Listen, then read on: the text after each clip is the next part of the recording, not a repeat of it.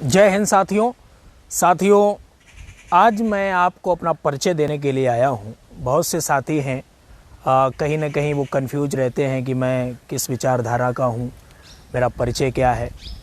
परिचय देने के लिए तो मैं आपको बता दूं कि मैं एक सामान्य सा भारतीय हूँ और इससे बड़ा परिचय मेरा और कुछ हो भी नहीं सकता।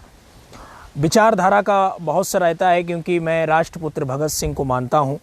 वही हमारे नेता हैं, वही हमारे आदर्श हैं और कहीं ना कहीं उन्हीं के विचारों पर चलने की कोशिश करता हूं। मैं मानता हूं कि अगर उनके विचारों पर मैं 1% भी चल सकता हूं तो कहीं ना कहीं मैं बहुत काम कर सकता हूं और उस विचारधारा को आगे भी बढ़ा सकता हूं।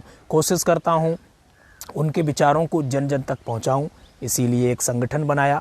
कहीं ना कहीं मेरी ये कोशिश रहती है कि जो भी देश का नौजवान है ये अपने बलबूते पर खड़ा हो, और जो नेता जिस तरीके से हमारे देश के नौजवानों का इस्तेमाल करते हैं, बड़ा बुरा लगता है कि वो जब चुनाव आ जाता है तो नेताओं का इस्तेमाल करते हैं, गाड़ियों के आगे पीछे जिंदाबाद के नारे, खुद मंच पर बैठे होते हैं और नौजवान नीचे खड़े होकर जिंदाबाद जिंदाबाद कर रहे होते हैं। तो इससे तकलीफ़ होती है और वो इनका इस्तेमाल करते हैं और 5 साल तक रुलाते हैं।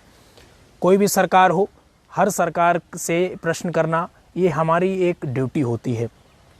संविधान में लिखा हुआ है कि अपना कर्तव्य निभाते रहना चाहिए। देश के अंदर समाज हित में जो भी बात हो उसको खुलकर बोलना चाहिए, ये एक आम नागरिक का कर्तव्य है।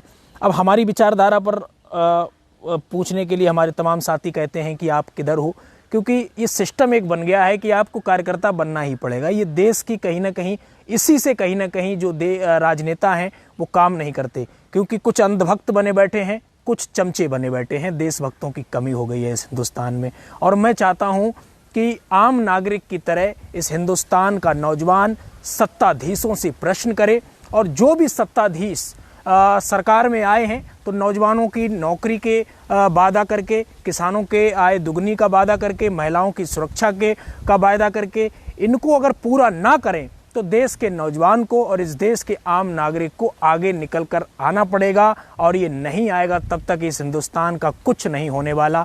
मेरी विचारधारा समाजवाद की विचारधारा है, और वो विचारधारा, जब मैं समाजवाद की बात करता हूं तो लोग समाजवादी पार्टी से जोड़ने का प्रयत्न करते हैं, लेकिन ऐसा नहीं है। सबसे पहले समाजवाद की अगर किसी ने बात की थी तो राष्ट्रपुत्र भगत सिंह ने की थी।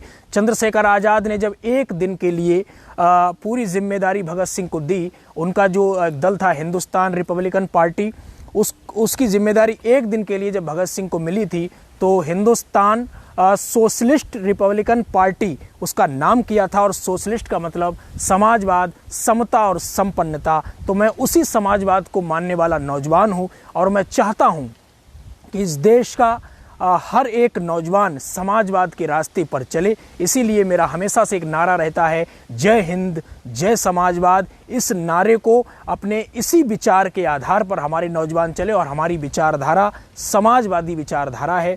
तो बाकी मेरी एक हमेशा से रही है कि दुश्मन की छाती पर चढ़कर बोलना ये फितरत है हमारी। हम किसी नेता या हुकूमत की गुलामी नहीं करते। इस हिंदुस्तान के अंदर जो भी मैं गलत देखता हूँ उस गलत को गलत बोलने की हिम्मत रखता हूँ, और मैं अपने देश के सभी नौजवानों से यही कहना चाहता हूँ कि आप भी जो भी गलत करे, चाहे कोई पार्टी हो चाहे कोई नेता हो, गलत को गलत और सच को सच कहने की हिम्मत रखिए और अपनी एकता को बनाए रखिए। हम 65% हैं। ये नौजवानों को कठपुतली बनाने का जो काम ये नेता करते हैं, अगर हम 65% ये मुट्ठी भींच लें तो ये नेता हम जो चाहेंगे वो करेंगे।